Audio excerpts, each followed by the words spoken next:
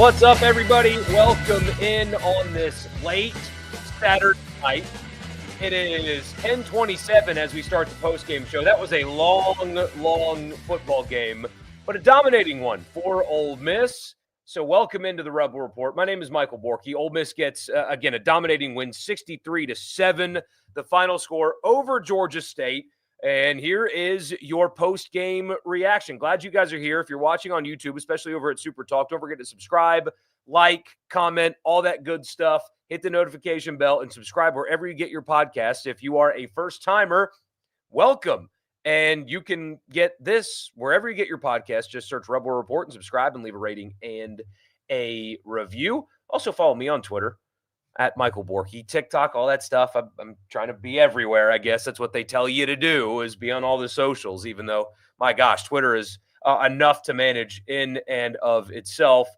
All right, so there's a lot to get to tonight. I'm really glad that you guys are here. Again, if you're a first-timer, we'll do first. Box score house cleaning is what I call it. We'll just quickly go through the box score, stats that stood out, things like that, and then a few post-game thoughts, and then we'll get to the comment section, and we will wrap it up on this beautiful Saturday night here in Mississippi. But first, I want to tell you the podcast is brought to you in part by Toyota of Brookhaven. Check them out online at toyotaofbrookhaven.com. That is their website, and they will take care of you. And you don't need to live in the area if you want a great car buying experience. Check them out. Again, check out their website. They're off exit 40 in Brookhaven if you do live in the area. But if you want a great car buying experience, don't do what I did. I bought my last car from a dealership that was nearby, just in my backyard. They had a car that I liked. I just bought it. I went with it. I didn't really like the process. I didn't feel comfortable with who I bought it from, but I bought it anyway, and it turned out to be a bad car and a bad experience. Toyota of Brookhaven will treat you differently. They'll also give you $1,000 off on me if you just tell them that I sent you. $1,000 off on me. Any in-stock new Toyota, if you just tell them that I sent you. One of the highest-rated service departments in the state. Great in-house financing and more. Check them out, Toyota of Brookhaven. They will deliver. So, by the way, the streaming software that I use, if you were here at the beginning, the software added a sound effects board now. And so that was the volume I turned down on the intro music, was the sound effects board. I didn't know I had one. I will never use a sound effects board.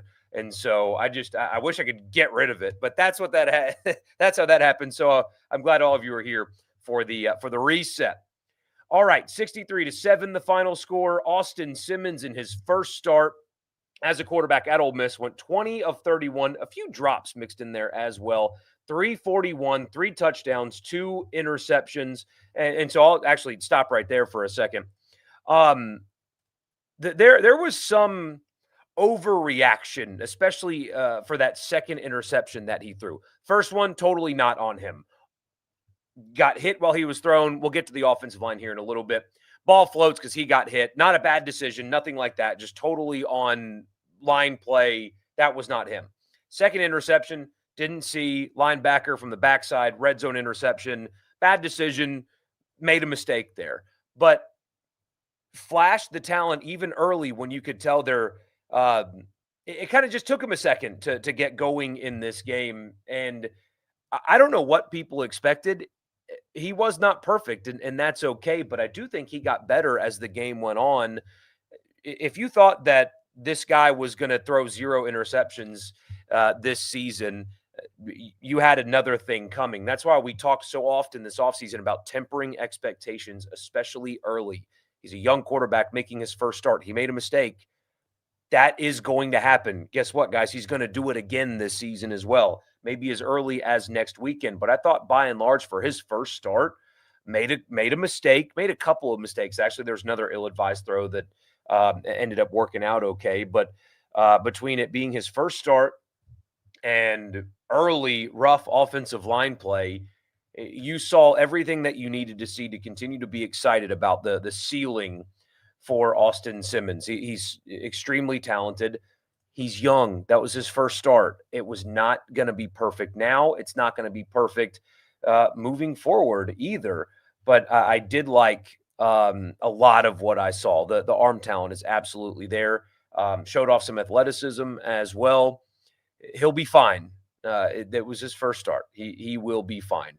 There is nothing concerning about what you saw, really. Like in the big picture, there's nothing truly concerning that you should not have expected to see tonight anyway from his first start.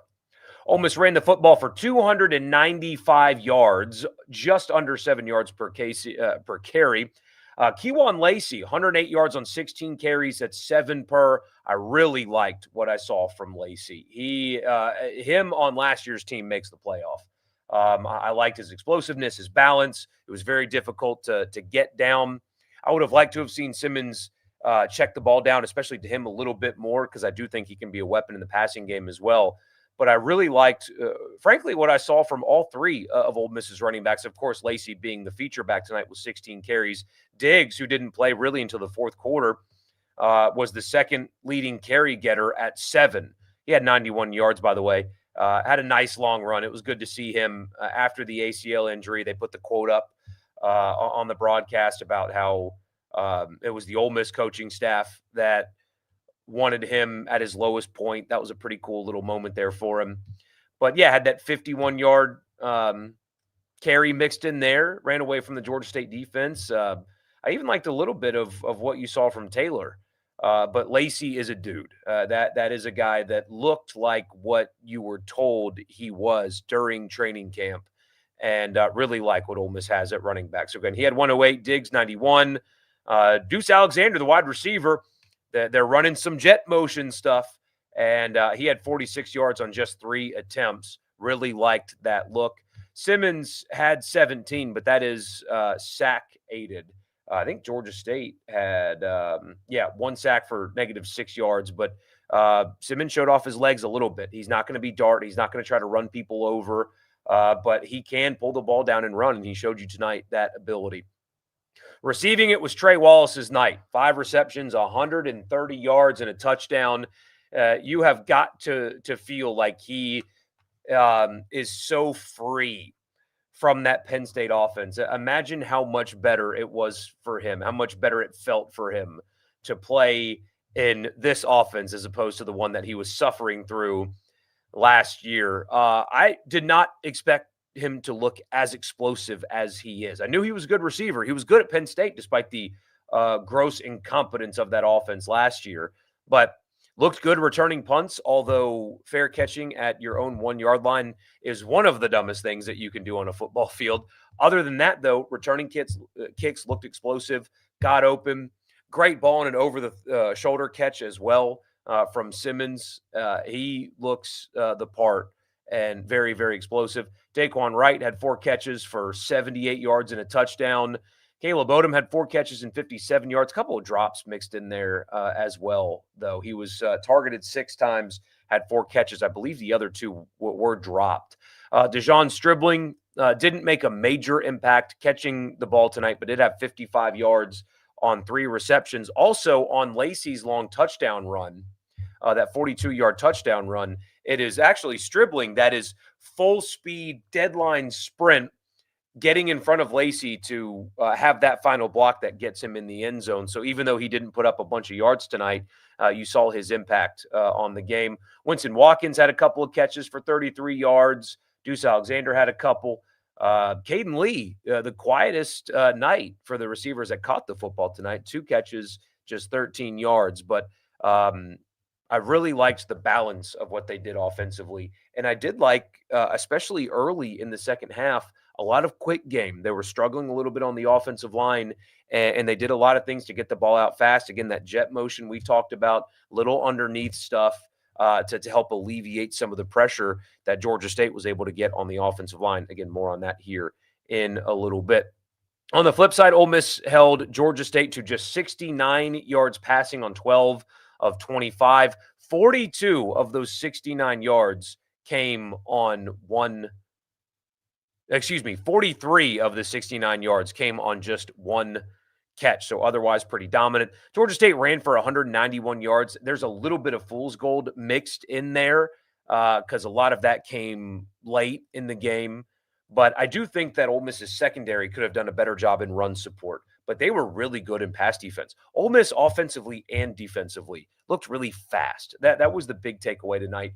Yes, of course, it's Georgia State. That has to be the qualifier. We talked about it all week on here and especially on the radio show that everything we talk about in this game, in the context of this game, is it's Georgia State. It's Georgia State. It should be the second worst team they play all season long. They should have dominated them the way that they did. So now that that qualifier is out of the way, Ole Miss looked really fast. In the secondary, they looked really fast. You had that one long Georgia State touchdown where I forget who it was. Looked like he was going up to try to get an interception. Ball was thrown high. It ends up getting caught. He's off the ground when the receiver gets to plant, ends up scoring a touchdown after that. But otherwise, I thought the secondary looked really fast, especially when Georgia State tried to get the ball out quick. They pursued really well. On the defensive line, Xavier Harris was really disruptive. Liked a lot of what I saw from Cam Franklin as well. It was hard to kind of judge the Ole Miss defense by and large. They didn't give Georgia State didn't give them many opportunities, but Daugherty was all over the place. I liked Yates and Chambers at linebacker, their speed in particular. Again, Cam Franklin had 6 tackles tonight. So we'll see. I mean, it's Georgia State, but you have to really like what you saw defensively by and large, replacing as many new guys as they did. It was something that I was quote unquote concerned about going into the game was with all these new faces, are there going to be communication issues? Is there going to be some mental lapses? Not really, especially again at the linebacker position and in the secondary and coverage looked quite good tonight against, again, a lesser team. But that was a really good defensive performance from Ole Miss tonight. And then finally, before we get to your comments, the last thing I want to get to is offensive line play.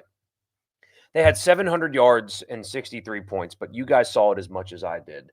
There's a reason we talked about offensive line so much this year, because you can come away from this game.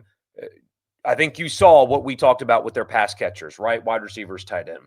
You should be really encouraged with what you saw from your running back. I think you should be really encouraged with what you saw from your quarterback. Defensive line, you should be really encouraged with what you saw. Linebackers, you should be really encouraged with what you saw. Played a lot of guys in the secondary. They looked fast. They defended the pass really well. You should like what you saw there. The only thing that you come away from this game not pleased with is offensive line play. And I know the qualifiers. I know that they were banged up during camp, and as a result, they haven't played together a whole lot. I understand that. Continuity is important on the offensive line. And, you know, if you don't practice all training camp, then, you know, it can lead to struggling in the first game. However, I saw guys that have played a lot of football, again, either at Ole Miss or in the SEC, lose one-on-ones. Like Austin Simmons was pressured too much, especially early in this game, and eventually it got better. But if you can watch what they looked like on the offensive line against Georgia State and continue to, oh, it's going to be fine. No big deal. Whatever. Oh, they just haven't played together a whole lot. It's going to be fine. We have different viewpoints, and that's okay. That's okay. But there's a reason that we talked about it so much going into this game. It was a major concern. They didn't address it well enough. Can the starting 5, especially when they get fully healthy, be serviceable? Yes, they absolutely can. But when your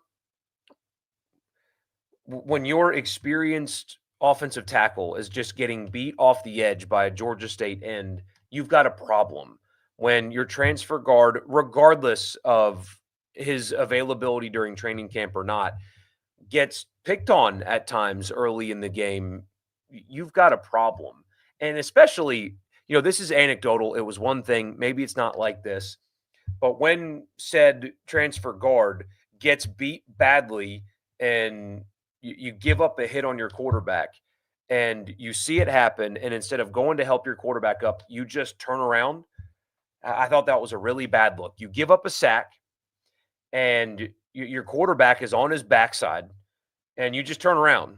You don't go help him up. I didn't like to see that either. If you can watch what they looked like on the offensive line and think, oh, it's fine. All is well. No big deal. They just need to play together more. I'm sorry, I don't agree with you. Can they be serviceable? Yes, they can. but you have multiple years of a sample size now that tells you that you should not provide the benefit of the doubt to that group until proven otherwise. And so I'm telling you, I would like to be wrong about it. I would like to be totally wrong, and they just a few weeks from now, they're dominating up front and everything is fine. But I saw multiple Georgia State defensive linemen win just one-on-one type reps with Ole Miss's offensive linemen and get after the quarterback too easily. And I don't know if you guys got to watch much of LSU tonight. That defensive front is nasty. They had Cade Klubnik on his home field in absolute hell tonight. So it's not going to get any easier. Um, in fact, it's only going to get much more difficult. So I'm not doing the all is well thing. It's a problem. It is a spotlight problem for this football team. It very well could be their Achilles heel. They could overcome it. They can scheme around it. They could get better. All of those things, certainly possible. But if you watched tonight and came away thinking that all is well, I think that you are blinded with red and blue glasses and not looking at it objectively, because they did not inspire confidence, or they should not have inspired confidence from anybody in this game, despite the score and the offensive totals. They have got to be much better, or it's going to cost them games this year. So we'll get to your comments after I tell you the podcast is brought to you in part by Advantage Business Systems. Check them out online at absms.com. Advantage Business Systems has you covered for all of your Mississippi office technology needs. Tell them that I sent you. You'll get a complimentary office technology assessment. So you tell them what you need and what your budget is, and they will find a solution for you on me, absms.com. Also, Priority One Bank, they make you their priority every single day. They have an online banking platform that's pretty awesome. There's also 16 locations, so there's likely to be one near you. Local loan servicing and decision-making. Bank with me at Priority One Bank. So, again, for those of you that are new, this stream tonight is exclusively about the Ole Miss game. We'll get to the other games of the weekend tomorrow night. Okay, so just Ole Miss tonight. We'll talk about all the other ones tomorrow at 9, tomorrow night. Good to see you, Cody T. Glad to see you. I'm sure you're busy today, though. Your Aggies a little close. Good to see you, James. Think they should have spent a little more money on the offensive line. To tell you the truth, man, I don't think that there were many available options on the offensive line. This is what we've been talking about. The portal strategy appears to not be ideal when building an offensive line. It's working for them at other positions. That one seems to be different. The offensive line's a national emergency. Everything else seems to be workable. One bad play on D. Yeah, and that does happen, right? It will happen in football games sometimes. But considering, especially how new the secondary was, we talk about this all the time. But as Pete Golding said, 9 players in the secondary going through training camp that either were injured for spring or were not on Ole Miss's roster in the spring. And knowing that there was that much new and lack of continuity, I thought they really performed well. I mentioned, I think that they could have done a better job in run support. That's something just to kind of keep an eye on. A couple of bad angles and maybe some poor or quote-unquote soft tackling in the back end of the defense. But otherwise, I mean, I'm nitpicking. You should come away pretty pleased with what you saw on that side of the ball tonight. Love seeing the running game. Womack impressed as well. O-line needing improvement. Simmons a little shaky and showed his capabilities. Logan Diggs looked great. Yeah, he did look great there at the end. Yes, and with Simmons, he was a little shaky early. But, man, the talent there it's undeniable. And Jordan Rogers pointed out on the broadcast there was that he missed a ball to Caden Lee, tried to rocket one in there where really a more not a floater, if you will, but with a little bit more touch. He could have run under it, made a catch there for a first down. Little things like that he's got to work on. But one bad mistake with the interception, the other one totally not his fault at all. Lots of stuff up front to fix, particularly in the pass game. But other than that, it was pleased. Should be. Appreciate you doing this tonight. Of course, man. Absolutely. Trey Wallace looked good. Yes, because he's just removed from the clutches of having to play wide receiver for Drew Aller. Porky's the man for these post-game lives. Yeah, hopefully you didn't see the first one that I tried to do. Wide receivers all looked good, honestly. Yes, that is a very, very talented group that they have. And remember, Luke Has, who they really liked in training camp, is still um, not playing. So that is something that will be added. That's a weapon that will be added to this Ole Miss offense with time. Um, I think you'll see less of Odom when he comes back as well. But that's just me. Is it just me, or did the O line seem to look a little better as the game progressed? A little bit, a little bit. Um, and maybe that's that. Maybe they were shaky too early in the game, but they did not look physical enough against an opponent like that. They have so many weapons around them that it masked a lot of that.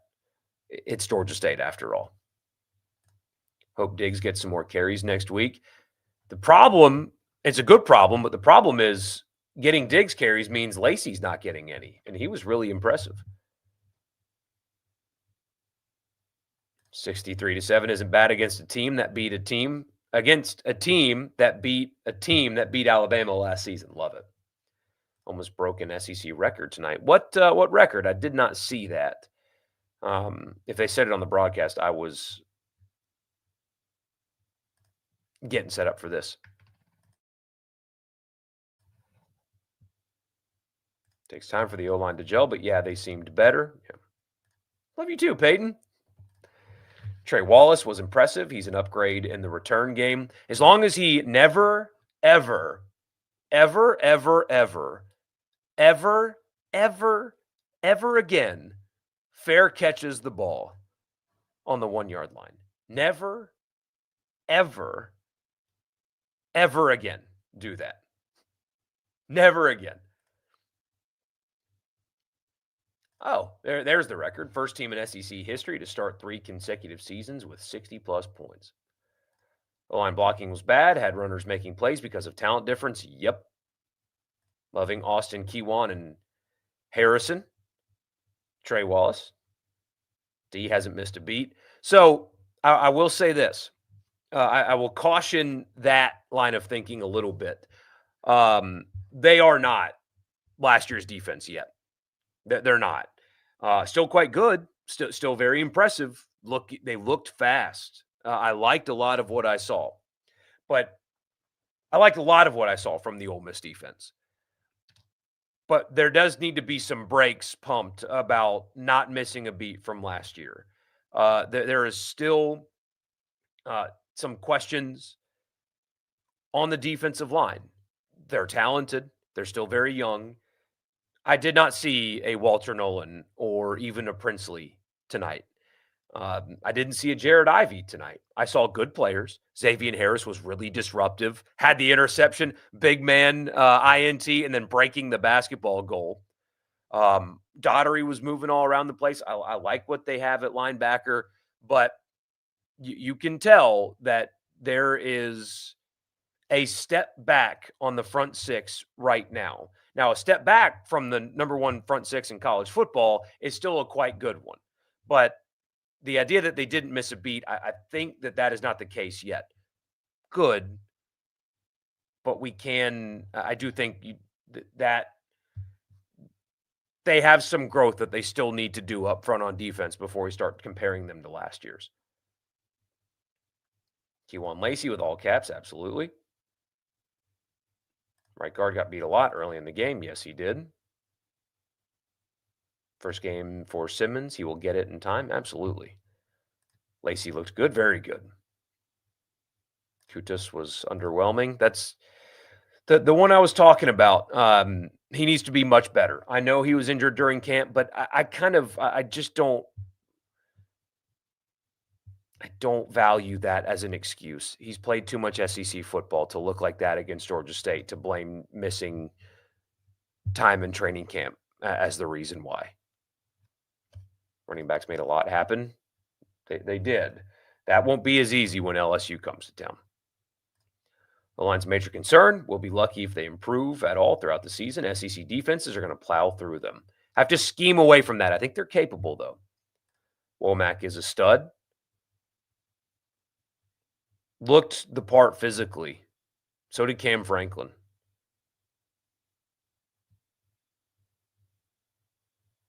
Defense looked really fast as a whole. Yes, that was the thing that stood out. Again, it's Georgia State, but they flew around. Especially, I keep mentioning it, the linebacker position at Ole Miss is really, really fast right now. That was the most impressive thing to me tonight because they're replacing so much, right? You still have Daughtery there, and Daughtery had a good night, and he was impressive, but you already know what you got there. It was the other guys that Chambers, Yates, that you kind of needed to know what you have there.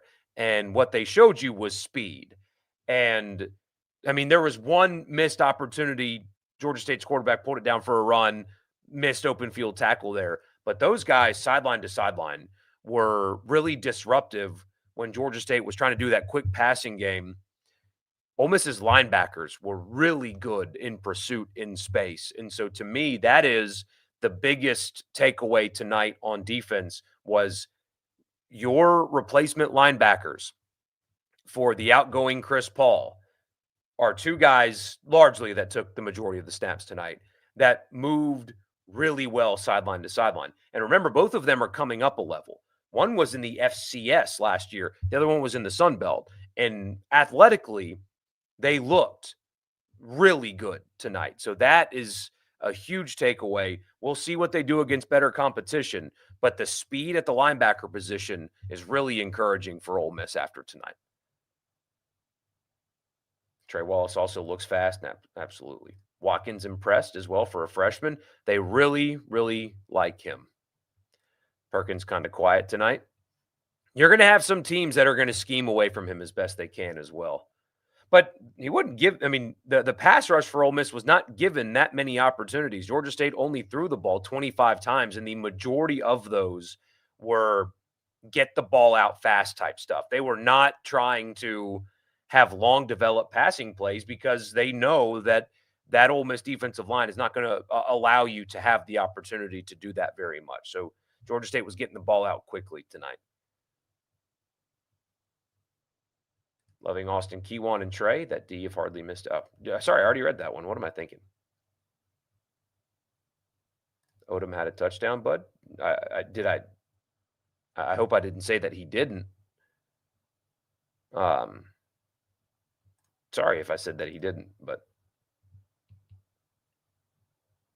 they were covering Caden Lee tonight. He will shine. The receiver core is so deep. Absolutely. Any details on Logan Diggs, saving for later, or is he really low on the depth chart? I don't think it's a saving for later thing. I think Kewan Lacey just came in and took the job, and you saw tonight why he was able to do that. He looked quite dynamic, and so I don't think it's anything deeper than that. I still would like to see them rotate backs a little bit more than they did. It's just going to be a thing that they're not going to do very much of, apparently.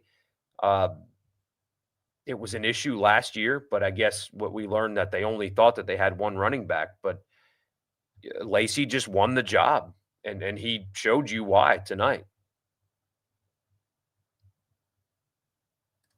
Touch breath, a couple of deep throws after those interceptions. I think this year will make people appreciate Dart even more than they already do, but Simmons will be fine. He will be fine. He will make mistakes, but he will be fine. Absolutely. Wonder if that Rashad Amos kid, the running back for Georgia State, has any eligibility left. Goodness, how did he not see the field last year? Because when you can play an undersized walk-on that's lacking in athleticism, you got to do it. But anyway. Thing that concerned you that you saw from the offensive line was they did not rally to their quarterback when he got hit. Yeah, I brought that up earlier. That is something that I didn't like at all. Didn't like that at all. Offensive line sucks. Be lucky to win 8 games. Hire Matt Luke. Matt Luke is not coming back to Ole Miss as a staff member. If we had the Randall Joyner version of an offensive line coach, they'd be a blue blood. No kidding. No kidding. What can you possibly do to improve the offensive line? Trade draft picks. You get healthy, and you scheme around it, and you hope that with increased playing together, they get better. Wasn't there a late signing to the offensive line? Yeah, but not somebody they expect to play this year. It was a depth piece, a junior college kid. If they have to play him, they're in big trouble. Garrison has shown us all that it's time for a change. These next few weeks are massive for his immediate future, or at least they should be. You keep saying win one-on-ones, but it was more just blew by a ghost man on the way to the quarterback reps. Yeah. Jane Williams is the only above average offensive lineman. He played all right, but he got beat badly on one as well. You're the only one a little nervous for next Saturday. I don't think you should be. I watched a little bit of Kentucky, and they are gross. Offensive line, specifically the inside guard play, has to be better. Do you think this is the main reason they didn't make the playoffs last year? Agree with you about the portal in that particular position group. Ceiling is very high for Simmons if they can protect him. Yeah. Do I think the offensive line did better in the run game? Not really. It's Georgia State. I know that's flippant, but that's just kind of where I am on this. Savion Harris is going to get a lot of double teams this year. Yeah, and he was still disruptive despite them. He is such a beast. The rumor of Wright and the Wildcat appeared to be true for one snap. Looks like they're going to get a little bit creative with those running formations. They brought in Trinidad a couple of times early as well.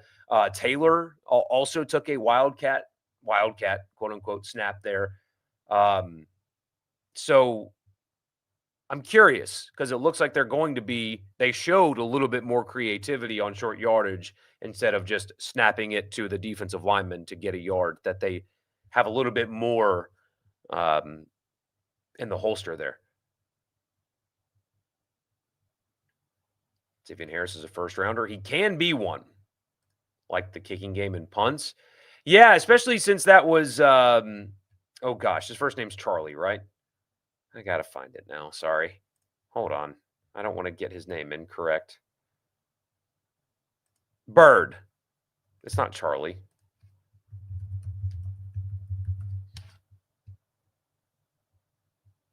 Oscar Bird. That first one that got called back was a boomer, too. An absolute boot. So, yeah. The defense's weakness will be the quick game, elite offensive line, and a bruising running back. I don't know if I agree about the quick game part of it. I think the secondary, at least tonight, again, it's Georgia State, was well read and well defended by Ole Miss. Watching the games, what should the spread be at Kentucky? Ole Miss minus 6.5. Too much or not enough? I think not enough. Comparing any defense to last year's defense is going to have you disappointed. I agree with that. Wide receivers look fast, too, given it was Georgia State all around. I think for sure defensive line needs improvement on tackling consistency, third down defense, discipline on extended drives, forcing more turnovers, and depth. Yeah, they missed a few tackles, a couple sack opportunities as well, and they'll get there. They showed the talent, though. They absolutely showed the talent. Kutis looked lost. Pre-gaming with a 12-pack is the only excuse. I doubt he did that.